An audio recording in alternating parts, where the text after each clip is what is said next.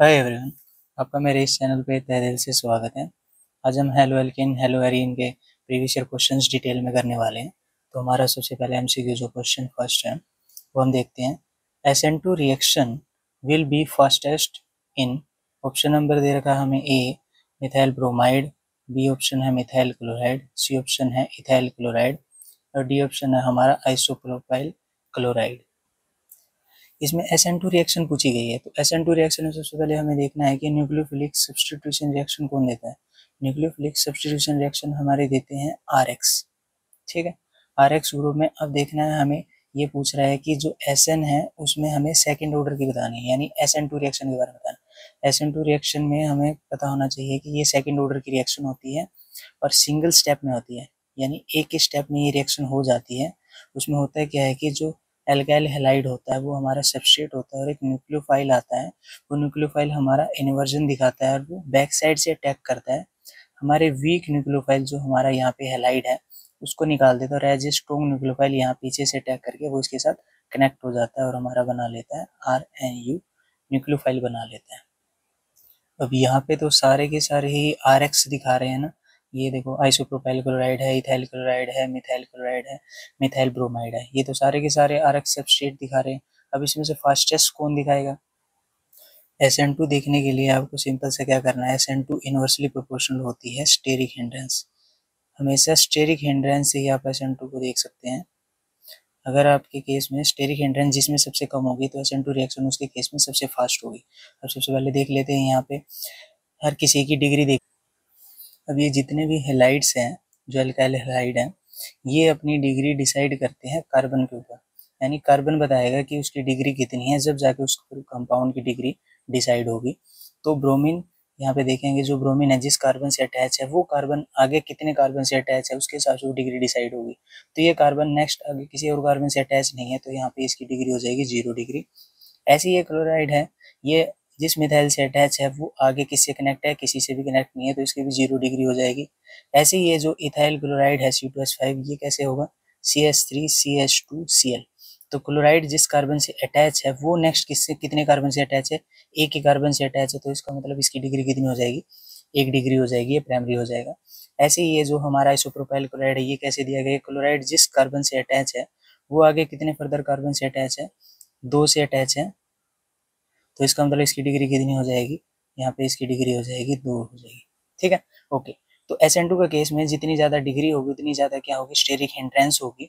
ठीक है, वो R उतना ही ज़्यादा बल्कि होगा और उसे बैक साइड से अटैक करने में उतनी ज़्यादा हिंड्रेंस फील होगी, जिसकी वजह से उसकी क्या हो जाएगी, रिएक्टिविटी स्लो हो जाएगी, वो रिएक्शन उतनी ही स्लो हो जाएगी।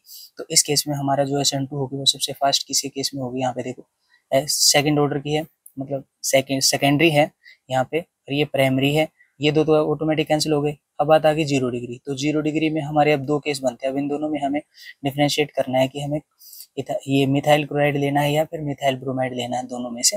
ठीक है, अब इसके केस को देख लेते हैं। अब एक दे रखा आपको मिथाइल ब्रोमाइड और एक है आपके पास मिथाइल क्लोराइड, दोनों ही आपके पास 0 डिग्री के कार्बन है।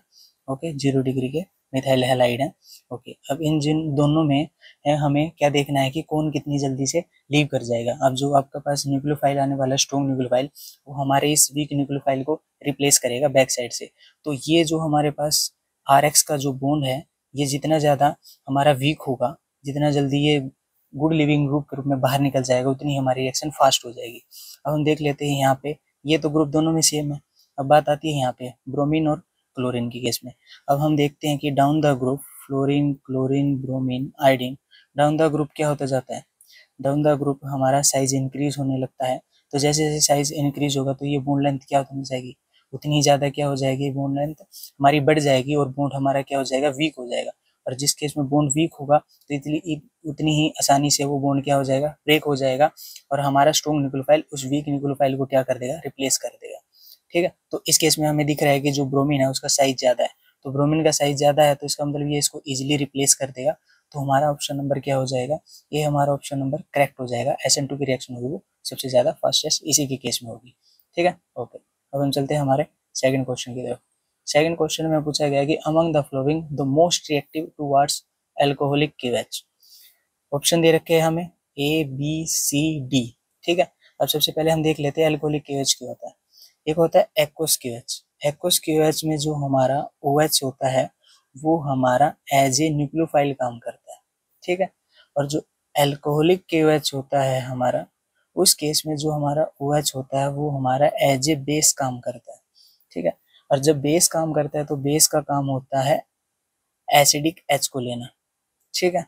ओके, तो जो हमारा बेस है एसिडिक H को लेगा, तो उसके लिए हमें देखना है कि रिएक्शन कौन सी है। जो एल्कोहलिक KH वाली रिएक्शन होती है वो बेसिकली होती है RX के साथ एल्कोहलिक KH की रिएक्शन होती है। इसमें होता क्या है कि ये हमारी A2 एलिमिनेशन रिएक्शन होती है, सेकेंड ऑर्डर की रिएक्शन होती है, ठीक है। इसको हम डिहाइड्रो हैलोजिनेशन के नाम से भी जानते हैं, डिहाइड्रो हैलोजिनेशन के नाम से भी जानते हैं, ठीक है। ये हमारी एंटी एलिमिनेशन भी होती है रिएक्शन, एंटी एलिमिनेशन, ठीक है। इस केस में बीटा हाइड्रोजन एलिमिनेट होता है, ठीक है, बीटा हाइड्रोजन एलिमिनेट। तो इसमें होता क्या है कि जो हमारा आर ग्रुप है वो जितना ज़्यादा लॉन्ग चेन होगी, जितना ही ज़्यादा उसकी कार्बन चेन इंक्रीज होगी, उतना ही ज़्यादा हमारा क्या होगा, ये जो RX का बॉन्ड होगा पोलर होगा। और जितना ज़्यादा बॉन्ड पोलर होगा उतना ही ज़्यादा हमारे क्या हो जाएगी, ये A2 रिएक्शन फास्ट हो जाएगी और एल्कोहलिक KOH के साथ वो रिएक्शन फास्ट देगा। तो अब हमें देखना है कि सबसे पहले तो ये RX ग्रुप किस में है, ठीक है। अब यहाँ देखो, यहाँ तो ये विनाइल ब्रोमाइड बना हुआ है, ठीक है, A वाला तो नहीं हो सकता। अब बी वाले में CH3CO ग्रुप लगा हुआ है, ये भी नहीं देगा हमारे। ओके, सी यहाँ पे CH3CH2Br है, हाँ ये भी दे सकता है। ओके, डी CH3CH2CH2Br, ये भी दे सकता है। अब बात आती है कि हमें देखना है कि किसकी रिएक्टिविटी सबसे फास्ट होगी। ये तो हमारा कैंसिल हो गया, बी हमारा कैंसिल हो गया, सी और डी में से हमें वो करना है हमें, ठीक है। तो सी और डी में से हमारा अभी बताया मैंने कि आर जो ग्रुप होगा, जितनी ज़्यादा लॉन्ग चेन होगी उतनी ज़्यादा पोलैरिटी होगी, और पोलैरिटी होगी तो इलेक्ट्रॉनिक डिफरेंस बढ़ेगा और इजीली हमारा ये क्या हो जाएगा, मैं आपको ऑप्शन से बताता हूँ, CH3CH2CH2Br, ठीक है। जब एल्कोहलिक KH आएगा तो OH क्या करेगा, बेस का काम करेगा।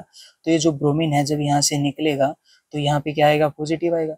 तो पॉजिटिव आएगा तो यहाँ से जो ये हाइड्रोजन है, ये बीटा हाइड्रोजन, ब्रोमीन जिस कार्बन से अटैच होता है वो अल्फा कार्बन होता है और से नेक्स्ट वाला बीटा कार्बन। तो बीटा कार्बन पे जो हाइड्रोजन कनेक्ट है वो हाइड्रोजन क्या करेगा, अपने इलेक्ट्रॉन यहाँ पे डोनेट कर देगा और क्या बना देगा, एल्कीन बना देगा, CH3CH डबल बॉन्ड CH2, 1 2 3 4, ठीक है। इस टाइप से ये बना देगा आपको प्रोपीन।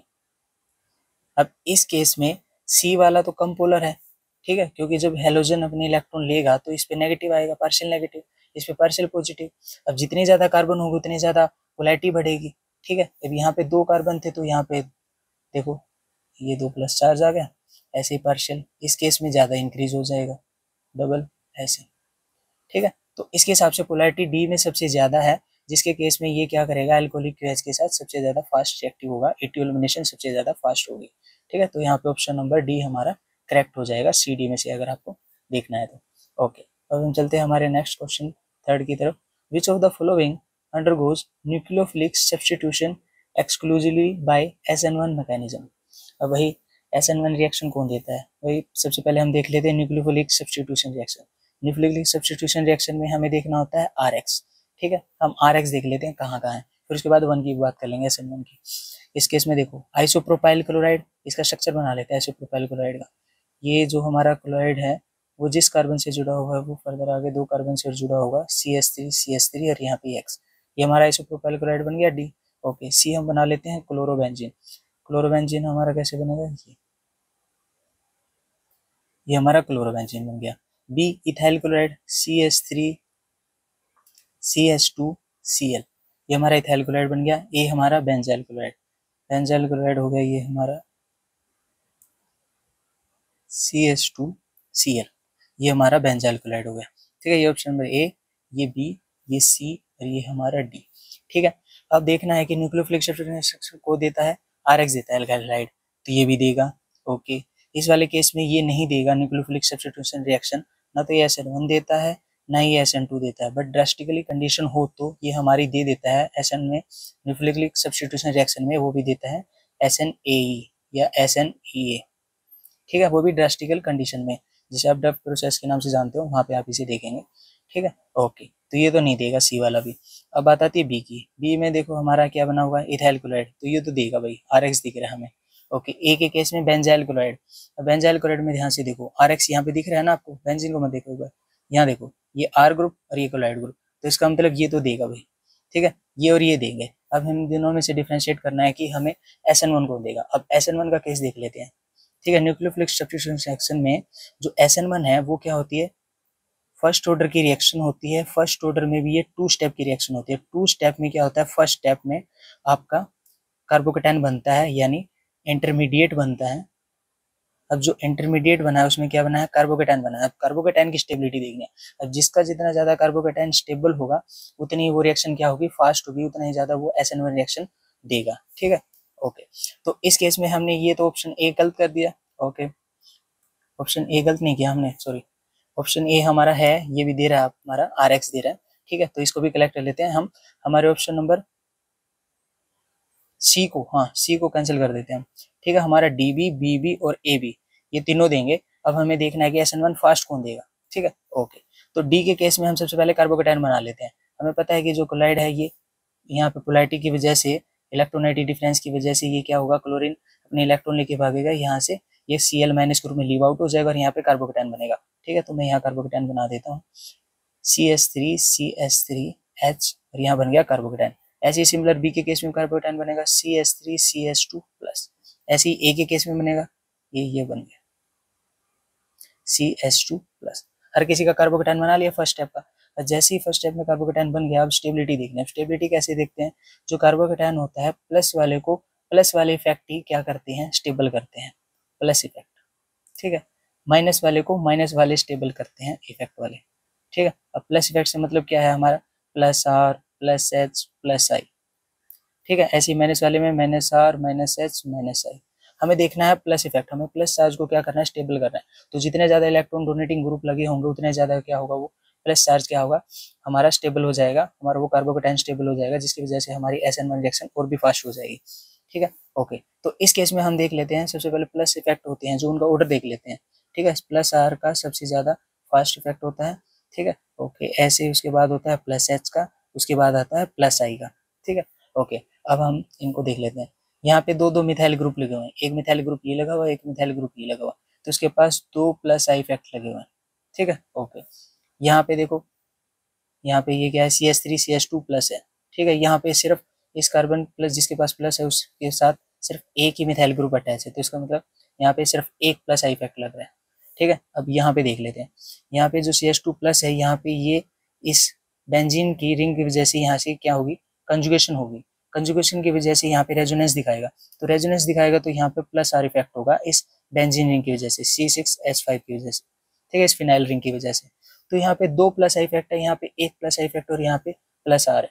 तो सबसे ज्यादा रेजोनेंस किसकी वजह से होगा, इसकी वजह से। तो प्लस R इफेक्ट सबसे ज्यादा स्टेबल करेगा इस प्लस चार्ज को, कार्बोकेटाइन को।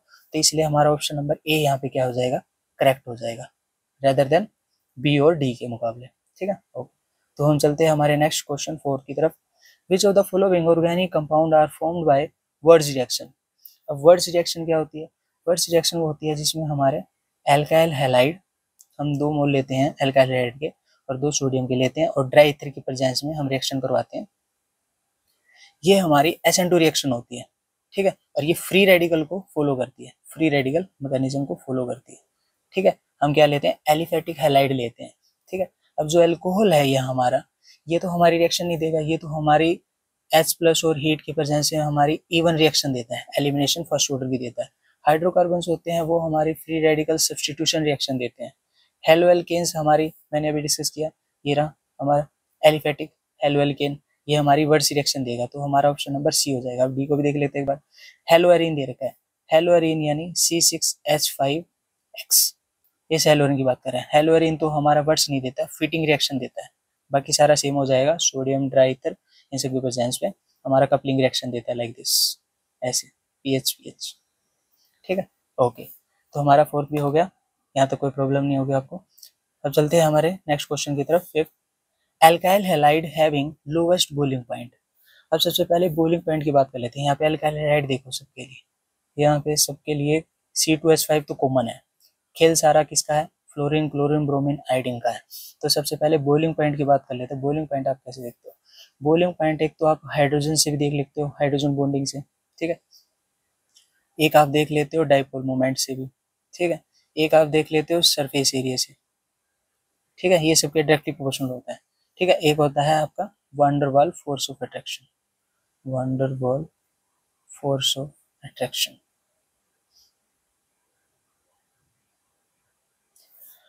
अब यहाँ पे हाइड्रोजन का केस तो बन नहीं रहा कि हाइड्रोजन बॉन्डिंग हो रही हो, ठीक है। सभी ethyl fluoride, ethyl chloride, ethyl chloride, ethyl bromide, इनके केस में हाइड्रोजन बॉन्डिंग तो है नहीं।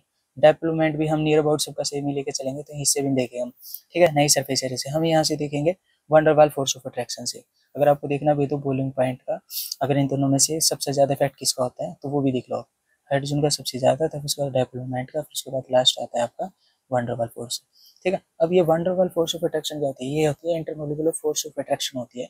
जैसे कि एक हमारे पास इथाइल फ्लोराइड है, ऐसे ही एक मोलिक्यूल होगा C2H5। अब ये जो हमारा, इसको ऐसे देखो RX के रूप में देखो। अब ये जो RX है, यहाँ पे इलेक्ट्रोनेगेटिव डिफरेंस की वजह से क्या हो जाएगा? डाइपोल मोमेंट क्रिएट हो जाएगा। ये जो हेलोजन है मोर इलेक्ट्रोनेगेटिव है, यहाँ पे पार्शियल नेगेटिव आ जाएगा, इस पे पार्शियल पॉजिटिव। एक तरह से ये क्या बना लेगा? एक डाइपोल क्रिएट कर लेगा, ठीक है। एक पोल पॉजिटिव, एक पोल नेगेटिव, तो इस हिसाब से ये क्या हो जाएंगे? दो पोल हो जाएंगे। दो पोल से क्या बनता है? वो डाइपोल है, ठीक है। तो ऐसे ही एक डाइपोल दूसरे डाइपोल से, यहाँ पे एक और मोलिक्यूल होगा, ठीक है, उस मोलिक्यूल्स के वही सिमिलर इफेक्ट डाइपोल क्रिएट होगा। तो ऐसे दो डाइपोल डाइपोल ऐसे क्या करेंगे? उनके बीच में van der Waals force of attraction होगी। बॉन्ड नहीं बनता, सिर्फ एक टाइप की अट्रैक्शन होती है नेगेटिव पॉजिटिव के बीच में, पॉजिटिव नेगेटिव के बीच में, ठीक है। तो डाइपोल डाइपोल अट्रैक्शन एक टाइप की van der Waals force of attraction में आती है, ठीक है। तो ये van der Waals force of attraction कब बढ़ती है? जब आपका जितना बड़ा साइज होगा। अब यहाँ पे सब में तो कॉमन है C2H5, तो हम किसे देखेंगे? हमारे हेलाइड से देखेंगे, ठीक है। हमें पता है कि फ्लोरीन, क्लोरीन, ब्रोमीन, आयोडीन, जैसे जैसे हम डाउन द ग्रुप जाते हैं तो हमारा साइज बढ़ने लगता है। तो जितना ज्यादा साइज जिसका ज्यादा होगा, उतनी ज्यादा क्या होगी? हमारी van der Waals force of attraction होगी, ठीक है। Okay, van der Waals force of attraction जितनी ज्यादा होगी, उतना ही ज्यादा क्या होगा? हमारा बॉइलिंग पॉइंट ज्यादा होगा, ठीक है। और बॉइलिंग पॉइंट ज्यादा होगा तो हमें तो पूछा क्या है अल्काइल हैलाइड का, किसका लोवेस्ट बॉइलिंग पॉइंट होगा? तो हमें पता चल गया आयोडाइड का क्या होगा? बॉइलिंग पॉइंट सबसे ज्यादा होगा। और सबसे कम किसका होगा? फ्लोराइड का होगा। तो ऑप्शन नंबर ए हमारा यहाँ क्या हो जाएगा? करेक्ट हो जाएगा। ओके, अब चलते हैं हमारे नेक्स्ट क्वेश्चन 6 की तरफ। ओके, यहाँ पे दे रखा है कि जो ऑर्डर है रिएक्टिविटी का, फॉलोइंग एल्काइल हैलाइड, ठीक है, SN2। हमें ये तो पता चल गया है कि एल्काइल हैलाइड ही देते हैं SN2 रिएक्शन, ठीक है। Okay, nucleophilic substitution reaction. Okay, उसमें पूछ रहा है कि सेकंड ऑर्डर की रिएक्शन पूछ रहा है आपसे। अब सेकंड ऑर्डर की रिएक्शन में मैंने आपसे बताया था कि बल्किनेस नहीं होनी चाहिए। अब यहाँ पे सभी के लिए R कॉमन है, तो इसे तो हम देखेंगे नहीं, ठीक है। हम देखेंगे किससे? फ्लोरीन, क्लोरीन, ब्रोमीन, आयोडीन, इन्हीं के केस से देखेंगे, ठीक है। तो इनके केस से हम कैसे देखेंगे? इनके केस से हम देखेंगे जो जितना बेटर लिविंग ग्रुप होगा। अगर बेटर लिविंग ग्रुप होगा तो इतनी ही जल्दी वो क्या करेगा? वो बॉन्ड उतना ही ज़्यादा क्या होगा? इलेक्ट्रॉन डिफरेंस की वजह से वो क्या हो जाएगा? उतना ही उसकी बॉन्ड लेंथ बढ़ेगी और उतनी ज़्यादा वो उतनी उसको लीव करके चला जाएगा, ठीक है। ओके, तो यहाँ पे बेटर लिविंग ग्रुप के हिसाब से देखेंगे हम। तो बेटर लिविंग ग्रुप कौन सा होगा? जो जितना ज़्यादा क्या होगा? वीक बेस होगा और उतने बेटर लिविंग ग्रुप होगा। तो फ्लोरीन, क्लोरीन, ब्रोमीन, आयोडीन, तो डाउन द ग्रुप जाते हैं तो इलेक्ट्रोनेटिव डिफरेंस क्या होता है? जैसे जैसे हम डाउन द ग्रुप जाते हैं तो इलेक्ट्रोनेटिविटी क्या होने लगती है? हमारी घटने लगती है। तो इलेक्ट्रोनेटिविटी घटेगी तो RX के बीच की क्या होगी? ये बॉन्ड लेंथ इंक्रीज होगी, और बॉन्ड लेंथ इंक्रीज होगी तो हमारा क्या होगा? बॉन्ड वीक हो जाएगा। बॉन्ड स्ट्रेंथ क्या हो जाएगी? वीक हो जाएगी, घट जाएगी। और बॉन्ड स्ट्रेंथ घट गई तो इजीली हमारा क्या हो जाएगा? बेटर लिविंग ग्रुप का काम करेगा। तो आयोडाइड हमारे यहाँ सबसे बेटर लिविंग ग्रुप हो जाएगा और फ्लोरीन हमारे यहाँ वीक यानी बेकार हमारा लिविंग ग्रुप हो जाएगा, ठीक है, बैड लिविंग ग्रुप हो जाएगा। तो हमारा ऑर्डर क्या हो जाएगा? हमसे पूछा गया कि रिएक्टिविटी ऑर्डर बताओ SN2 के केस में। तो बेटर क्या होगी हमारी? RI का सबसे बढ़िया होगा, फिर उसके बाद ब्रोमीन का, क्लोरीन का, फ्लोरीन का, ऐसे हमारा सबसे बढ़िया RI का होगा और सबसे घटिया हमारा फ्लोराइड का होगा। तो ऑप्शन नंबर डी हमारा यहाँ पे करेक्ट हो जाएगा। ओके, अब हम चलते हैं हमारे नेक्स्ट क्वेश्चन की तरफ 7। विच of the following has highest nucleophilicity? अब इन सभी के केस में आपको न्यूक्लियोफिलिसिटी देखनी है, ठीक है। ओके, अब आप एक ध्यान रखिएगा बात। सबसे पहले सेंटर एटम को देखते हैं हम। सेंटर एटम इन सभी के केस में क्या है? एक के केस में फ्लोराइड है हमारा सेंटर में, ओके। SeOH में हमारा ऑक्सीजन है, ठीक है, सेंटर में, ओके। C के केस में क्या है? हमारा कार्बन है सेंटर एटम, ठीक है। SeNH2- के केस में हमारा कार्बन एटम क्या है? सेंटर वाला नाइट्रोजन है हमारा सेंटर एटम, ठीक है। तो हमने जैसे ही सेंटर एटम पहचान लिया, अब सेंटर एटम के अकॉर्डिंग अगर आपके ये सारे सेंटर एटम जो भी आपको दे रखे ऑप्शन में, अगर ये पीरियड के अलोंग द पीरियड हो, आपके सेम पीरियड के हों, तो आपकी जो न्यूक्लियोफिलिसिटी होती है वो पैरेलल होती है आपकी बेसिसिटी, ठीक है। तो इसका मतलब क्या है कि बेसिसिटी का मतलब है कि आपके पास इलेक्ट्रॉन डेंसिटी होनी चाहिए, जो जितना कम इलेक्ट्रोनेगेटिव होगा, इलेक्ट्रोनेगेटिविटी जिसकी कम होगी, उसके हिसाब से उसकी बेसिसिटी क्या होगी, उतनी ज़्यादा होगी। अगर बेसिसिटी ज़्यादा होगी मतलब इलेक्ट्रॉन देना, और न्यूक्लियोफाइल का काम क्या होता है, न्यूक्लियोफाइल का काम भी तो क्या होता है, इलेक्ट्रॉन देना ही होता है, डोनेटिंग होता है, तो न्यूक्लियोफिलिसिटी भी बढ़ेगी, ठीक है। अब हम देख लेते हैं कि यहाँ पे जो फ्लोरीन है वो अलोंग द पीरियड उसका साइज क्या होता है, सबसे छोटा होता है फ्लोरीन का, ओके। उसे ज़्यादा बड़ा किसका साइज होता है, हमारे नाइट्रोजन का, सॉरी ऑक्सीजन का, फिर उसके बाद नाइट्रोजन का, फिर उसके बाद कार्बन का, ऐसे ही होता है ना, कार्बन नाइट्रोजन ऑक्सीजन फ्लोरीन, ऐसे होता है ना पीरियड के अकॉर्डिंग अरेंज, ठीक है। तो जैसे जैसे हम लेफ्ट टू राइट जाते हैं तो हमारा क्या हो रहा है, साइज डिक्रीज हो रहा है, और साइज डिक्रीज हो रहा है तो इलेक्ट्रोनेगेटिविटी बढ़ रही है। अगर मैं इस तरीके से इस तरफ चलूँ तो हमें दिखेगा कि साइज इस तरफ इंक्रीज हो रहा है और इलेक्ट्रोनेगेटिविटी क्या हो रही है, डिक्रीज हो रही है। और जिसकी इलेक्ट्रोनेगेटिविटी कम होगी तो वो इतनी ईजिली हमारे क्या कर पाएगा, इलेक्ट्रॉन डोनेट कर पाएगा, जिसको भी इलेक्ट्रॉन की जरूरत होगी, तो उतनी ज़्यादा बेसिसिटी बढ़ेगी। तो कार्बन के केस में क्या होगा, बेसिसिटी सबसे ज़्यादा होगी। क्यों ज़्यादा होगी, क्योंकि इसके पास इलेक्ट्रोनेगेटिविटी कम है, इसकी इलेक्ट्रोनेगेटिविटी इन सभी के मुकाबले कम है, और इलेक्ट्रोनेगेटिविटी कम होगी तो बेसिसिटी बढ़ेगी, और बेसिसिटी पैरेलल है न्यूक्लियोफिलिसिटी के, तो न्यूक्लियोफिलिसिटी भी बढ़ेगी। तो हमारा ऑप्शन नंबर सी क्या हो जाएगा, यहाँ पे करेक्ट हो जाएगा, ठीक है, समझ आ गया, ओके। तो हम चलते हैं हमारे नेक्स्ट क्वेश्चन 8 की तरफ। 8 हमारा क्वेश्चन बोल रहा है फोर्सजन गैस कौन सी होती है। यहाँ पे जो ऑप्शन ए है CaCl3, ये तो हमारी होगी क्लोरोफॉर्म, ओके। बी दे रखी है CF2Cl2, ये हमारी क्या है, फ्रीऑन गैस है, ठीक है। अगर आपको कभी पूछा जाए कि फ्रीऑन गैस में बेस्ट गैस कौन सी होती है, ठीक है, तो आप बताएंगे कि जिसमें हाइड्रोजन इंक्लूड हो, जैसे CHFCl2, एक हाइड्रोजन जिसमें होगा ना, मिनिमम एक तो होना ही चाहिए, तो वो हमारी सबसे बेस्ट फ्रीऑन गैस होती है, क्योंकि वो हमारी ओजोन लेयर से जाने से पहले क्या हो जाती है, ब्रेक डाउन हो जाती है, तो वो ओजोन लेयर को डिप्लेट नहीं कर पाएगी, ठीक है, तो वो बेटर वो होती है, ठीक है, ओके। तो ऑप्शन नंबर सी क्या है यहाँ पे, COCl2, ठीक है, ये हमारी फोर्सजन गैस हो जाएगी, ठीक है, COCl2 फोर्सजन। Option number D CHI3, ये हमारा क्या है, ये हमारा आइडोफॉर्म है, आइडोफॉर्म, ठीक है। तो ऑप्शन नंबर हमारा सी क्या हो जाएगा, करेक्ट हो जाएगा। अब चलते हैं हमारे नेक्स्ट क्वेश्चन की तरफ, चीज 9, फ्रीऑन 12। फ्रीऑन 12 कौन सी है हमारी, ऑप्शन नंबर ए CF2Cl2, ठीक है, ये हमारी फ्रीऑन 12 है, ठीक है। बाकी और कोई सी भी हमारी फ्रीऑन 12 नहीं है, ठीक है। फ्रीऑन गैसेज हैं, बट इसमें आपसे स्पेशली क्या पूछा गया, 12 वाली पूछी गई है, ठीक है। तो हमारी कौन सी हो जाएगी, CF2Cl2 हो जाएगी, इस बात को आप याद रखेंगे, ठीक है, ओके। अगर इनमें से बेटर पूछे जो ओजोन लेयर को डिप्लेट ना करे, वो ऑप्शन के लिए हमारी बी हो जाएगी, ठीक है, ओके। तो हमारा इसका ऑप्शन क्या हो जाएगा, ए करेक्ट हो जाएगा। हम चलते हैं हमारे नेक्स्ट क्वेश्चन की तरफ, is 10, which of the following react with water. और वाटर के साथ रिएक्शन की बात चल रही है यहाँ पे। अब वन बाय वन देख लेते हैं हम कौन किसके साथ रिएक्ट करेगा। सबसे पहले हम ऑप्शन नंबर डी की देख लेते हैं। यहाँ पे जो ऑप्शन नंबर डी है ये क्या है हमारा, ध्यान से देखो इसको, CH2CH2Cl, ठीक है। यहाँ पे क्या है, डाइक्लोराइड, ये हमारा ये 2 इथाइल हो गए, ठीक है, ओके। तो हमारा ये जो ऑप्शन नंबर डी है, अगर मैं इसकी वाटर के साथ रिएक्शन करवाऊंगा तो ये रिएक्शन इसके साथ देगा ही नहीं, ठीक है, वो भी नॉर्मल कंडीशन पे, ठीक है, नॉर्मल कंडीशन पे नहीं देगा ये हमारा, ठीक है, ओके। तो डी तो हमारा ये कैंसिल हो गया। उसके बाद CCl4 को देख लेते हैं हम। जो हमारा CCl4 है टेट्राक्लोरोमीथेन, ये जब हम वाटर के साथ रिएक्शन कराएंगे ये भी नहीं देगा, क्यों, टेट्राक्लोरोमीथेन हमारा क्या है, नॉन पोलर है, राइट, ओके। वाटर क्या है हमारा, पोलर है, हमें तो पता है पोलर पोलर के साथ रिएक्ट होता है, और नॉन पोलर के साथ, तो ये भी नहीं रिएक्शन देगा हमारा, सी भी कैंसिल हो गया। ऑप्शन नंबर बी देख लेते हैं। ऑप्शन नंबर बी में क्या है, CH3CHO, ठीक है। एक बार ऑप्शन बी से पहले हम ए को देख लेते हैं। ए हमारा क्या है, CHCl3 क्लोरोफॉर्म है।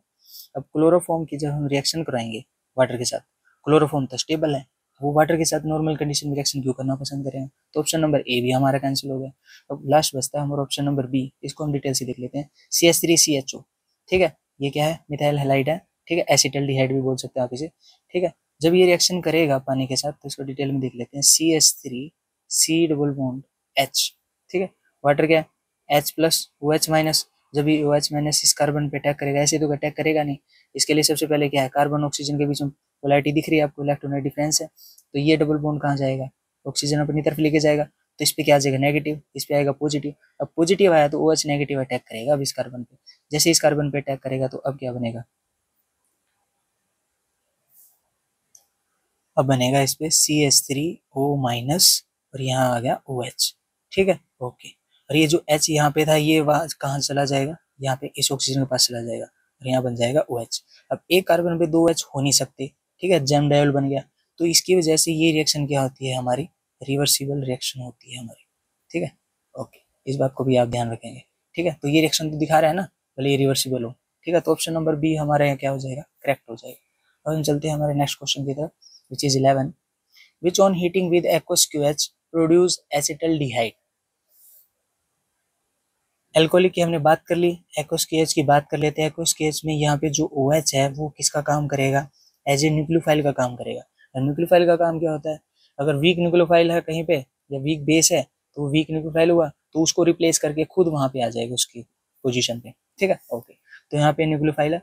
अब हमारा खेल क्या है, हमें देखना है कि हमें करना क्या है, ABCD इन सब में क्या है, हैलाइड दिए हुए हैं, ठीक है। सबको 1 बाय 1 देख लेते हैं। सबसे पहले हम डी ऑप्शन को देख लेते हैं, यहाँ पे क्या बना हुआ है, ठीक है, CH2 CH2 Cl, ठीक है। जैसे ही मैं इसकी एक्वस QH के साथ रिएक्शन करवाऊंगा तो हमारा क्या बन जाएगा, ये क्या है, न्यूक्लियोफाइल है, और ये क्या है, वीक न्यूक्लियोफाइल है, ठीक है। तो स्ट्रॉन्ग न्यूक्लियोफाइल वीक न्यूक्लियोफाइल को रिप्लेस कर देगा, तो हमारा क्या बन जाएगा, CH2OH CH2OH हमारा बन जाएगा एथिलीन ग्लाइकोल, ठीक है ओके। इसने एसिटाल्डिहाइड तो बनाया ही नहीं, ओके। अब चलते हैं डी की तरफ। डी में हमारा क्या है, CH3CH2Cl, ठीक है, एक्वस QH। तो अभी यहाँ पे क्या है, ये न्यूक्लियोफाइल का काम करेगा, तो न्यूक्लियोफाइल है तो इस वीक को अपना बाहर निकाल देगा, तो बाहर निकालेगा तो यहाँ क्या बन जाएगा, CH3CH2OH, ठीक है। न्यूक्लियोफिलिक सब्स्टिट्यूशन रिएक्शन होगी यहाँ पे, ओके। वही बात एलिमिनेशन होती तो यहाँ पे एल्कोहलिक QH मिलता, तो यहाँ पे क्या बना देता, ये एल्कीन बना देता, ठीक है। तो यहाँ पे एक्वस दे रखा है, ओके। अब बात आ गई हमारे ऑप्शन नंबर बी की, ठीक है। ऑप्शन नंबर बी में क्या दे रखा है, CH3COCl CH3C double bond OCl, ठीक है ओके। एसिड कोलाइड दे रखा है। अब जैसे ही एक्वस QH के साथ रिएक्शन करेगा वही न्यूक्लियोफाइल का काम करेगा, जैसे ही OH न्यूक्लियोफाइल का काम करेगा तो ये कहाँ अटैक करेगा, सबसे पहले यहाँ कार्बन ऑक्सीजन बीच में इलेक्ट्रोनेट डिफरेंस है, पोलैरिटी ग्रेड, ओके। तो ये डबल बॉन्ड कहाँ जाएगा, मोर इलेक्ट्रोनेगेटिव की तरफ, तो जैसे ही यहाँ इस तरफ जाएगा तो इस पे क्या आएगा, नेगेटिव, इस पे क्या आएगा, पॉजिटिव। जैसे पॉजिटिव आएगा तो अब कौन आएगा, न्यूक्लियोफाइल आएगा, जैसे न्यूक्लियोफाइल आएगा तो क्या बनेगा, CH3O माइनस और यहाँ पे OH और ये क्लोरीन। अब वापिस से ये जो नेगेटिव है ये क्या आएगा, ये अपने वापिस से अपने इलेक्ट्रॉन दे देगा यहाँ से, और ये क्लोरीन यहाँ से बाहर हो जाएगा, तो क्या बन जाएगा, CH3C डबल बॉन्ड OH। यहाँ पे तो ये क्या बन गया, यहाँ तो एसिड बन गया, ये तो CH3 कार्बोक्सिलिक एसिड बन गया ना। हमें तो क्या पूछा है, एसिटल्डिहाइड पूछा है, ठीक है। ये देखो एसिटल्डिहाइड पूछा है, तो बी नहीं बना पाया। अब ऑप्शन नंबर ए को देख लेते, CH3CHCl2 CH3CHCl2, ठीक है, 1 2 3 1 मिनट, CH3CHCl2। तो अब यहाँ पे देख लेते हैं एक्वस QH के साथ। तो जैसे एक्वस QH के साथ देखेंगे तो यहाँ पे ध्यान से देखो, CH3CH है, एक क्लोरीन यहाँ है, एक क्लोरीन यहाँ है, ठीक है ओके। जब OH माइनस 1 मोल आएगा तो वो क्या करेगा, सबसे पहले इलेक्ट्रॉन डिफरेंस की वजह से यहाँ पे ये क्या करेगा, क्लोरीन इलेक्ट्रॉन लेके भागेगा, Cl माइनस के रूप में जाएगा, तो यहाँ पे क्या आएगा, पॉजिटिव, पॉजिटिव आएगा तो अब आएगा यहाँ पे न्यूक्लियोफाइल, जैसे इस पे अटैक करेगा तो क्या बनेगा, CH3CH यहाँ पे जुड़ गया एक OH और ये क्लोरीन, हो गया इतना। अब फिर एक और मोल आएगा, वो मोल एक और मोल कब आएगा, जब यहाँ से इलेक्ट्रॉन डिफरेंस दोबारा क्रिएट होगी इस क्लोरीन की वजह से, ये फिर इलेक्ट्रॉन लेके भागेगा और फिर से यहाँ पे क्या आ जाएगा, पॉजिटिव। अब ये दूसरा मोल आएगा और यहाँ पे अटैक करेगा, ठीक है ओके। तो अब क्या बनेगा, CH3CHOH। एक बात याद रखेंगे, एक कार्बन पे 2 H कभी भी स्टेबल नहीं होते, ठीक है, तो वो रिएक्शन रिवर्सिबल हो जाती है, ठीक है ओके। तो रिवर्सिबल रिएक्शन होने की बजाय तो यहाँ क्या होगा, जब भी एक कार्बन पे 2 H वो अनस्टेबल होते हैं तो यहाँ से आपका काम होना चाहिए कि पानी बाहर निकाल दो, तो इस रिएक्शन में वाटर बाहर निकाल दो बस। तो OH और एक तरफ से H, तो जैसे ही निकालोगे आप तो यहाँ जो OH का H है वो अपने इलेक्ट्रॉन यहाँ शिफ्ट कर देगा, ठीक है ओके। तो यहाँ क्या बन जाएगा CH3CH डबल बॉन्ड O, ऐसे ये बन गया आपका एसिटल्डिहाइड। तो ऑप्शन नंबर हमारा क्या हो जाएगा correct, acetaldehyde. Option number A हमारा करेक्ट हो जाएगा, जो हमारे देगा एक्वस केस के साथ। ठीक है, ओके। तो हम चलते हैं हमारे नेक्स्ट क्वेश्चन 12 की तरफ। यहाँ पे दे रखा है हमें phenyl chloride, methyl chloride, 2 sodium diether. ये देखते हमें पहचान में आ गया कि हमारी कई सारी रिएक्शन सेम होती है, वर्ड्स फिटिंग फिटिंग, ठीक है, ये रिएक्शन होती है। ठीक है, इन सभी का काम होता है कपलिंग रिएक्शन देना। ठीक है, डिस्प्रोपोर्शन रिएक्शन भी देती है। ओके, अब सबसे पहले 1 बाय 1 देख लेते हैं ऑप्शंस को। स्टीफन रिएक्शन कौन सी होती है? स्टीफन रिएक्शन तो वो होती है जो आपकी RC triple bond N SnCl2 HCl के साथ रिएक्शन करके आपका क्या देती है, एल्डिहाइड देती है। ठीक है, ओके। सेकंड में रिएक्शन कौन सी होती है? बेंजीन डाइजोनियम सोल्ट के साथ आपकी M2 plus Cl minus diazonium salt के साथ आपकी कुप्रस क्लोराइड HCl। ठीक है, इसके साथ रिएक्शन करके आपका क्या दे देती है, क्लोरोबेंजीन दे देती है आपकी। ठीक है, ओके। अब आती है फिटिंग। फिटिंग वो होती है जिसमें 2 एल्काइल हैलाइड दिए जाते हैं सोडियम डाइईथर की प्रेजेंस में, आपका और बन के तैयार हो जाती है कपलिंग। ठीक है, ओके, RR। ठीक है, हाइड्रोकार्बन बना देता है आपका। ओके, वर्ड्स फिटिंग कौन सी होती है? वर्ड्स फिटिंग वो होती है, देखो फिटिंग में याद रखना, फिटिंग में होती हैं आपकी दोनों के दोनों फिनाइल ग्रुप होते हैं। ठीक है, C6H5 2 मोल होते हैं। ठीक है, इस तरीके से C6H5। ठीक है, और वर्ड्स फिटिंग में होता है एक आपका एलिफेटिक होता है, एक आपका एरोमेटिक होता है। ठीक है, तो इसके हिसाब से यहाँ पे ये एक एरोमेटिक ग्रुप हो गया, एक ही आपका एलिफेटिक ग्रुप हो गया। अब हमेशा याद रखेंगे जब भी वर्ड्स रिएक्शन पूछी जाए तो दोनों के दोनों मोल आपके हैलाइड वाले एलिफेटिक होंगे। वर्ड्स के केस में दोनों एलिफेटिक। ओके, फिटिंग वाला केस हो तो आपके दोनों के दोनों एरोमेटिक। ओके, आपका वर्ड्स फिटिंग आ जाए तो ये आ गया WF को दोनों को जोड़ दो तो इसके हिसाब से एक एलिफेटिक होगा और एक आपका एरोमेटिक होगा। Right, okay. तो इसके हिसाब से यहाँ पे एक एरोमेटिक है, एक एलिफेटिक है, तो ऑप्शन नंबर हमारा क्या हो जाएगा, डी हमारा यहाँ पे करेक्ट हो जाएगा, वर्ड्स फिटिंग। ठीक है, हम चलते हैं हमारे नेक्स्ट असर्शन रीजन आ गया हमारे। तो असर्शन रीजन में भाई ए हमारा होता है कि जिसमें दोनों करेक्ट हो और आर उसकी करेक्ट एक्सप्लेनेशन हो। बी हमें पूछा गया कि दोनों ए और आर ट्रू हैं बट आर उसकी करेक्ट एक्सप्लेनेशन नहीं होगी। सी हमारा होता है कि ए ठीक है और आर गलत है। डी होता है ए गलत है आर ठीक है। हम देख लेते हैं, सबसे पहले फर्स्ट दे रखा है हमें असर्शन। तो असर्शन में हमें दिया गया है ए कि इथाइल जो क्लोराइड होता है वो मोर रिएक्टिव होता है देन विनाइल क्लोराइड के टुवर्ड्स न्यूक्लियोफिलिक सब्स्टिट्यूशन रिएक्शन। अब इथाइल क्लोराइड देख लेते हैं सबसे पहले। इथाइल क्लोराइड कैसे दिखता है आपका, CH3CH2Cl, ये आपका ethyl chloride. Okay, vinyl chloride कैसा होता है, CH2 डबल बॉन्ड CHCl। ठीक है, आपका बोल रहा है कि इथाइल क्लोराइड मोर रिएक्टिव है विनाइल क्लोराइड से। हाउ? यहाँ पे जो क्लोराइड है जिस कार्बन से अटैच है वो कार्बन हमारा कौन सी डिग्री का है? ओके, ध्यान से देखो, 2 और एक ये 3। ठीक है, ओके, ये हमारा हो गया sp3। ठीक है, ओके, यहाँ पे जो क्लोराइड है जिस कार्बन से अटैच है वो कितनी डिग्री का है? ओके, यानी उसकी हाइब्रिडेशन कितनी है? ओके, 1 2 3, ये हमारा होगा sp2। ठीक है, sp3 sp2 sp, हमें पता है कि जो इलेक्ट्रोनेगेटिविटी होती है बॉर्डर कैसा होता है, सबसे ज़्यादा इस तरफ होता है। ठीक है, ओके, एस करेक्टर बढ़ता है इस तरफ। ठीक है, sp की तरफ। तो सबसे ज़्यादा इलेक्ट्रोनेगेटिव किसकी ज़्यादा है, sp3 और sp2 में? sp2 की ज़्यादा है सबसे ज़्यादा इलेक्ट्रोनेगेटिविटी। तो इलेक्ट्रोनेगेटिविटी सबसे ज़्यादा sp2 की है तो ये इलेक्ट्रॉन इसको देने नहीं देगा, इसको ले जाने नहीं देगा क्लोराइड को। sp3 में इलेक्ट्रोनेगेटिविटी कम है sp2 के मुकाबले, तो इजीली ये क्या करेगा, यहाँ पे पोलैरिटी क्रिएट हो जाएगी और इसको ये ले जाने देगा इलेक्ट्रॉन क्लोराइड को। तो हमारी न्यूक्लियोफिलिक सब्स्टिट्यूशन रिएक्शन RX के केस में, वो भी इथाइल क्लोराइड के केस में सबसे ज़्यादा फास्ट हो जाएगी रेदर देन विनाइल क्लोराइड के। या आप ऐसे भी समझ सकते हो, CH3CHCl है, यहाँ पे CH2 जैसे ही क्लोराइड जाएगा तो यहाँ पे क्या बनेगा, प्लस आएगा। और प्लस के केस में यहाँ पे देखो, जिस केस में डबल बॉन्ड है उसी कार्बन में प्लस है तो ये तो अनस्टेबल है। तो विनाइल तो कार्बोकेटाइन बहुत ही ज़्यादा वो होता है, अनस्टेबल होता है विनाइल कार्बोकेटाइन रेदर देन हमारा इथाइल क्लोराइड के, सॉरी इथाइल कार्बोकेटाइन। ठीक है, ये स्टेबल है रेदर देन विनाइल कार्बोकेटाइन के, क्योंकि यहाँ पे एक क्या है, प्लस इफेक्ट देने वाला है और यहाँ पे जिस कार्बन पे प्लस आया हुआ है उसी पे ही डबल बॉन्ड है, तो ये विनाइल कार्बोकेटाइन अनस्टेबल है। ठीक है, आप इसे ऐसे भी समझ सकते हो। तो ए तो हमारा बिल्कुल सही है कि जो इथाइल क्लोराइड है वो मोर रिएक्टिव है देन विनाइल क्लोराइड के न्यूक्लियोफिलिक सब्स्टिट्यूशन रिएक्शन के NSR। ठीक है, ये उन्होंने नहीं बताया कि SN1 SN2, उसके बारे में सिर्फ NSR के बारे में बताया। NSR हमारी RX देती है। ठीक है, इसको याद रखना। ओके, अब बात कर लेते हैं रीजन की। अब रीजन हमें दे रखा है कि ए तो हमारा ठीक हो गया। यहाँ पे आर की बात कर लेते हैं। विनाइल ग्रुप है जो, वो इलेक्ट्रॉन डोनेटिंग ग्रुप है। हाउ, यहाँ पे देखो CH2 डबल बॉन्ड CHCl है, ये क्लोरीन मोर इलेक्ट्रोनेगेटिव है। ओके, अब ध्यान से देखो, जिस कार्बन से अटैच है ना वो sp2 है, यहाँ पे अब ये मोर इलेक्ट्रोनेगेटिव। इस केस में आप बोल सकते थे कि इस केस में यहाँ पे sp3 था, तो इस केस में क्लोराइड है मोर इलेक्ट्रोनेगेटिव रेदर देन इस कार्बन के। पर यहाँ पे जो क्लोराइड है और इस कार्बन के बीच में अगर आप देखेंगे तो यहाँ पे ये वाला कार्बन sp2 अबेडाइज है, तो ये मोर इलेक्ट्रोनेगेटिव है क्लोरीन के, तो इलेक्ट्रॉन डोनेटिंग के बजाय इलेक्ट्रॉन विथड्राविंग ग्रुप का काम करेगा। ठीक है, EWG। तो ये इलेक्ट्रॉन डोनेटिंग ग्रुप नहीं है, यहाँ पे यह इलेक्ट्रॉन विथड्राविंग ग्रुप है, तो ये चीज इसने गलत लिखी है।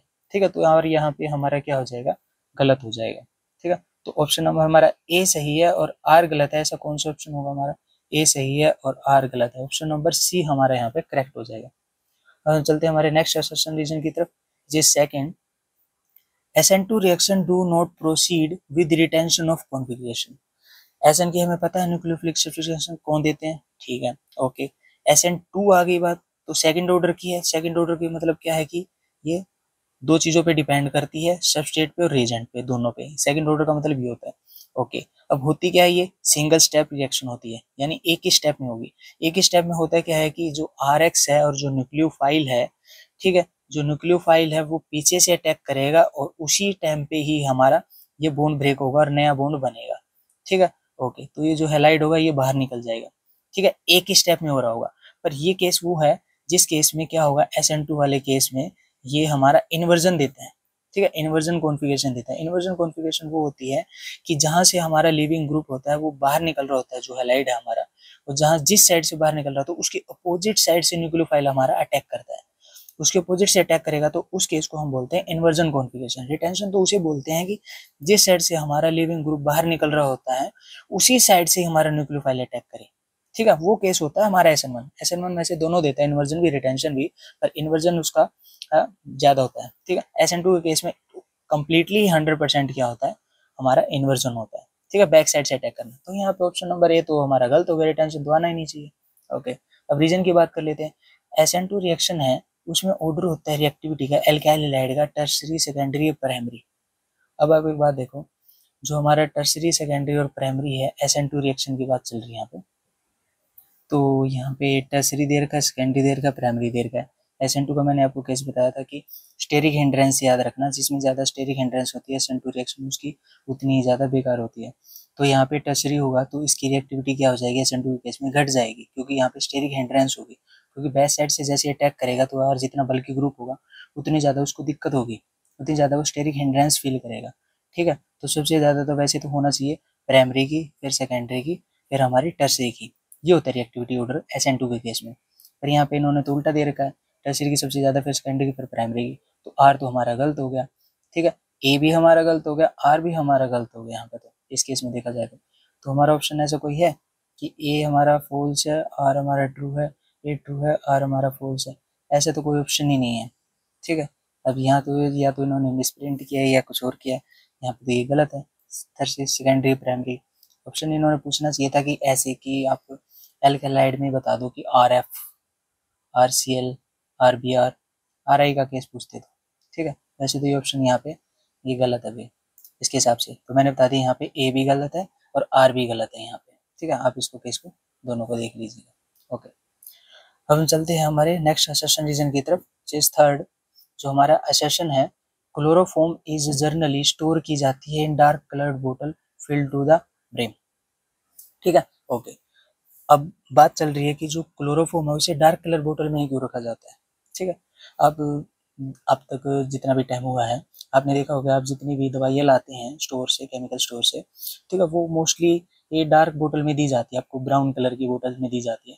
वो क्यों दी जाती है, क्योंकि उसका रीजन होता है, जो डार्क कलर होता है, जैसे बहुत सा जो उसके अंदर केमिकल रखा होता है ना, जो स्पेसिफिकली डार्क कलर की होती है, जिस बोतल में कई ट्रांसपेरेंट भी आती है, तो इसका जो उसके अंदर केमिकल रखा है उसका लाइट से कोई लेना देना नहीं है। पर जो स्पेशली डार्क कलर होता है अगर वो किया हुआ है तो समझ जाना कि उसके अंदर जो केमिकल रखा हुआ है वो लाइट की प्रेजेंस में क्या कर लेता है, रिएक्ट कर लेता है। ठीक है, रिएक्शन होने की वजह से वो क्या हो जाएगा, अंदर जो रखा हुआ आपका जो भी केमिकल है, जो भी आप लेके आए हो, वो खराब हो जाएगा। ठीक है, वो डैमेज हो जाएगा, वो डिस्ट्रॉय हो जाएगा। तो इसलिए डार्क कलर किया जाता है। यहाँ पे ये क्लोरोफॉर्म का तो बिल्कुल सही है, जो क्लोरोफॉर्म है अगर आपको उसको स्टोर रखना है तो आपको डार्क बोतल में ही रखना पड़ेगा। डार्क बोतल में इसलिए रखना पड़ेगा कि जो उसका डार्क कलर है वो क्या कर लेगा, जो हमारी रेडिएशन आ रही है जिससे भी सोर्स ऑफ लाइट से, तो वो डार्क कलर उस लाइट को क्या कर लेगा, एब्जॉर्ब कर लेगा। और जैसे ही एब्जॉर्ब करेगा तो वो हमारे केमिकल तक पहुंच नहीं पाएगा, तो हमारा केमिकल क्या रहेगा, बिल्कुल वो रहेगा क्लियर और एक्यूरेट रहेगा हमारा, वो डैमेज नहीं होगा। ओके, अब बात कर लेते हैं रीजन आर की तरफ। आर रीजन बोल रहा है कि हमारा ए तो हमारा यहाँ पे करेक्ट हो गया। R, chloroform in the presence of sunlight react कर लेता है विद ग्लास के साथ। ये बात बिल्कुल सही है, जो मैंने अभी रीजन में बताई आपको कि जो क्लोरोफॉर्म होता है वो सनलाइट की प्रेजेंस में क्या कर लेता है, रिएक्ट कर लेता है। ठीक है, तो इसलिए आपने कभी देखो भी होगा जो लैब में केमिकल्स रखे जाते हैं, कई ट्रांसपेरेंट बोतल में रखे जाते हैं, कई डार्क बोतल में रखे जाते हैं। जो ट्रांसपेरेंट बोतल में रखे जाते हैं, इसका मतलब उनके अंदर जो केमिकल रखा हो वो सनलाइट की प्रेजेंस में रिएक्ट नहीं करते, वो टेम्परेचर के उसमें हीट की प्रेजेंस में या किसी और केमिकल से चेंज होते होंगे, क्या वो रिएक्ट नहीं करते। पर जो स्पेशली ब्राउन डार्क बोतल में रखे जाते हैं, उनका रीजन ये है कि वो अंदर जो केमिकल रखा हुआ है वो लाइट की प्रेजेंस में क्या हो जाएंगे, खराब हो जाएंगे, वो रिएक्ट कर जाएंगे। तो इसलिए वो डार्क कलर क्या कर लेगा, उस लाइट को एब्जॉर्ब कर लेगा और उसको खराब होने से बचा देगा। ठीक है, आपने अपनी जो आप दवाइयाँ लाते हो केमिकल से, ठीक है, केमिकल स्टोर से, उन पे भी पीछे लिखा होता है कि स्टोर इन ए कूल या ड्राई प्लेस और stay away from the light. ठीक है, ओके, इस टाइप से वो आपको लिखा भी मिलेगा आपको। ठीक है, ओके, तो यहाँ पे ए भी हमारा ठीक है और आर भी ठीक है, तो इसके हिसाब से करेक्ट हो जाएगा हमारा ए और आर करेक्ट एक्सप्लेनेशन है, तो ऑप्शन नंबर ए हमारा इस केस में क्या हो जाएगा, बिल्कुल सही हो जाएगा। ठीक है, तो इसका ऑप्शन नंबर ए ठीक हो जाएगा। हम चलते हैं हमारे नेक्स्ट क्वेश्चन 4 की तरफ। जो साइनाइड है वो एम्बिडेंटेड न्यूक्लियोफाइल का काम करता है। अब साइनाइड का केस देख लेते हैं। अब जो साइनाइड होता है वो एम्बिडेंटेड न्यूक्लियोफाइल का काम करता है। ये बात तो बिल्कुल सही है कि ये कार्बन से भी अटैक कर सकता है। ठीक है, जो न्यूक्लियोफाइल काम कर सकता है। ठीक है, ओके, ऐसे, और ये नाइट्रोजन से भी अटैक कर सकता है। ठीक है, लाइक दिस। ठीक है, तो यहाँ से भी नाइट्रोजन अपने लोन पे दे सकता है और यहाँ पे कार्बन अपना जो नेगेटिव है तो यहाँ से भी अपना इलेक्ट्रॉन डोनेट कर सकता है। एज ए न्यूक्लियोफाइल दोनों तरफ से काम कर सकता है, यानी कार्बन भी नाइट्रोजन भी। ये बात बिल्कुल ठीक बोली है। ओके, अब रीजन को देख लेते हैं। जो साइनाइड है can attack both through carbon through nitrogen, तो इसका मतलब ए भी ठीक है, आर भी ठीक है। ठीक है, और आर इसकी करेक्ट एक्सप्लेनेशन भी है। अब हम देख लेते हैं साइनाइड का यूज वैसे कैसे होता है। ठीक है, ओके, अब देखिए कि जो केसीएन है, NaCN है, इनके केस में जो पोटाशियम है और कार्बन के बीच में, ऐसे ही सोडियम और इस कार्बन के बीच में जो बॉन्ड है ना, ये बॉन्ड आयनिक है। अगर ये बॉन्ड आयनिक है तो इजीली ब्रेक हो जाएगा, और इजीली ब्रेक हो जाएगा तो डोनेट करना आसानी हो जाएगा कार्बन के लिए। ठीक है, तो कार्बन इजीली अपने इलेक्ट्रॉन डोनेट कर देगा। ठीक है, तो कार्बन की तरफ से होगा डोनेट। ठीक है, जब बॉन्ड क्या होगा, आयनिक हो। अगर हम एग्जांपल ले लूं सिल्वर साइनाइड का, तो इस केस में जो सिल्वर है और जो साइनाइड है, इस केस में यहाँ पे बॉन्ड क्या बन गया, कोवलेंट बन गया। अब कोवलेंट बॉन्ड बन गया तो कोवलेंट बॉन्ड बनने की वजह से अब यहाँ पे कार्बन डोनेट नहीं करेगा, तब यहाँ से क्या करेगा, नाइट्रोजन डोनेट करेगा। नाइट्रोजन अपने लोन पे डोनेट करेगा, लाइक दिस, NC। ठीक है, अब नाइट्रोजन अपने लोन पे डोनेट करेगा। ठीक है, तो अब याद रखें जब भी आयनिक बॉन्ड होगा KCN NaCN हो तो वहां से कार्बन डोनेट करता है उस साइनाइड ग्रुप में। अगर नाइट्रोजन को डोनेट करवाना है तो कोवलेंट बॉन्ड होना चाहिए, लाइक सिल्वर साइनाइड होना चाहिए, तब वो नाइट्रोजन डोनेट करेगा। ठीक है, ओके, तो यहाँ पे ए और आर दोनों ठीक था और आर उसकी करेक्ट एक्सप्लेनेशन है, तो ए ऑप्शन नंबर हमारा ठीक हो जाएगा। ओके, और चलते हैं हमारे लास्ट 5th की तरफ, असर्शन रीजन की तरफ। दे रखा है ए असर्शन है presence of electron withdrawing group in haloarene. Haloarene कैसा दिखता है, ये हेलोएरीन, ये हेलोजन हो गया, हेलो, ओके, एरीन होती है हमारी फिनाइल यानी बेंजीन रिंग। ठीक है, ओके, तो enhance it reactivity towards the nucleophilic aromatic substitution reaction. ये बोल रहा है कि जो हमारा हेलोरीन है, अगर मैं इसकी ऑर्थो और पैरा पोजीशन पे इलेक्ट्रॉन विड्रॉविंग ग्रुप लगा दूं, कोई भी लगा दूं, लाइक NO2 ग्रुप लगा दूं, ये इसकी ऑर्थो पैरा पोजीशन पे मैंने लगा दिया, तो इलेक्ट्रॉन विड्रॉविंग ग्रुप क्या काम करते हैं, इलेक्ट्रॉन विड्रॉविंग ग्रुप का काम होता है इलेक्ट्रॉन खींचना। तो जैसे ही खींचेंगे तो इनके रिस्पेक्ट में जो ऑर्थो और पैरा पोजीशन होगी, ये वाली, ये वाली, ये वाली, तो ये जो पोजीशन होगी यहाँ पे इलेक्ट्रॉन की कमी हो जाएगी, और इलेक्ट्रॉन की कमी होगी तो क्या होगा, कोई भी न्यूक्लियोफाइल आएगा, क्योंकि न्यूक्लियोफिलिक एरोमेटिक सब्स्टिट्यूशन की बात है ना, तो कोई न्यूक्लियोफाइल आएगा वो इजिली इन सभी पोजीशंस पे जहाँ पे मैंने क्लिक किया है, ठीक है, इन पे उसका अटैक करना ईजी हो जाएगा, क्योंकि इलेक्ट्रॉन डेंसिटी घटा दी ना इलेक्ट्रॉन बीटा विंग ग्रुप की वजह से, क्योंकि NO2 का इफेक्ट होता है -R और -I, ये दो इफेक्ट होते हैं, ठीक है, इनको आप याद रखेंगे, ठीक है। तो इनके केस से क्या हो जाएगा, ये न्यूक्लियोफिलिक एरोमेटिक सब्स्टिट्यूशन रिएक्शन क्या होगी, एनहांस होगी और फास्ट होगी, ठीक है। तो ए तो हमारा यहाँ पे करेक्ट हो गया। अब देख लेते हैं आर की बात। जो इलेक्ट्रॉन विड्राविंग ग्रुप होता है वो tends to stabilise the carbon ion. अब कार्बन आयन को देखना है वो स्टेबलाइज करता है कि नहीं, forward okay during attack by the nucleophilic on halogen, ठीक है। जो न्यूक्लियोफाइल है वो जब अटैक करता है हेलोरिन पे, वो फॉरवर्ड रिएक्शन होती है और कार्बोकैटायन उससे स्टेबलाइज होता है क्या नहीं, इलेक्ट्रॉन विड्राविंग ग्रुप की वजह से। ओके, इसको हम मैकेनिज्म से देख लेते हैं रिएक्शन। तो देखो इसको मैकेनिज्म से देखो कि ये मैंने बनाया हेलोरिन, ठीक है, ओके। इसके अंदर से बॉन्ड दिखा देता हूँ, double single double single double, ठीक है, ओके। यहाँ पे NO2 ग्रुप, ठीक है, ये आएगा न्यूक्लियोफाइल अटैक करने, ठीक है। यहाँ पे लगा हुआ है इलेक्ट्रॉन विड्राविंग ग्रुप, तो इजीली न्यूक्लियोफाइल अटैक करने आएगा ही आएगा इस कार्बन के ऊपर। क्यों आएगा, क्योंकि जैसे ये डबल बॉन्ड होंगे ये यहाँ पे जाएंगे इस कार्बन की तरफ, और यहाँ पे क्या आ जाएगा, पॉजिटिव चार्ज आ जाएगा, और पॉजिटिव चार्ज आएगा तो न्यूक्लियोफाइल अटैक करेगा उस कार्बन पे जहाँ पे इलेक्ट्रॉन डेंसिटी कम होगी। जैसे इलेक्ट्रॉन डेंसिटी कम होगी तो अब देखो नेक्स्ट केस, तो नेक्स्ट केस पे होगा हमारा, एक मिनट, तो नेक्स्ट केस में इस NO2 जिस कार्बन से अटैच है उस पर क्या आ गया, नेगेटिव आ गया, ओके। इस कार्बन पे जो पॉजिटिव था उसको न्यूक्लियोफाइल ने स्टेबलाइज कर दिया और ये आ गया न्यूक्लियोफाइल, और यहाँ पे हेलोजन दिख रहा है आपको। अब ये जो जिस कार्बन पे नेगेटिव चार्ज है ये स्टेबलाइज है NO2 की वजह से, ये स्प्रेड हो जाएगा चार्ज ड्यू टू NO2 के -R और -I इफेक्ट, ठीक है। इलेक्ट्रॉन विड्राविंग ग्रुप की वजह से ये नेगेटिव चार्ज यहाँ पे स्प्रेड आउट हो जाएगा, तो ये कार्बन यहाँ पे नेगेटिव चार्ज है, स्टेबल है। तो अब इसके बाद क्या होगा, वापिस से ये नेगेटिव चार्ज जब यहाँ जाएगा और ये halogen group as a good leaving group के रूप में बाहर निकल जाएगा, ठीक है, ओके। और ये बाकी बॉन्ड एज इट इज होंगे, ठीक है। तो इसके हिसाब से हमारा कार्बोकैटायन स्टेबल हो रहा है जब न्यूक्लियोफाइल उस हेलोरिन के रूप में अटैक कर रहा है, और ये फॉरवर्ड रिएक्शन है। तो इसका मतलब हमारा ए भी बिल्कुल सही है, आर भी बिल्कुल सही है, तो हमारा, और आर इसकी ए की करेक्ट एक्सप्लेनेशन भी है, तो हमारा ऑप्शन नंबर ए है यहाँ हमारा करेक्ट हो जाएगा। आपको अगर किसी भी क्वेश्चन में कहीं भी कोई आपको लगता है कि आप इस पर्टिकुलर टॉपिक पे कोई नई वीडियो बनाइए या जो भी आपको लगता है, तो आप कमेंट बॉक्स में, ठीक है, कमेंट कर दीजिएगा, ठीक है। इस वीडियो को लाइक कीजिए और चैनल को सब्सक्राइब करना ना भूलें। Thank you.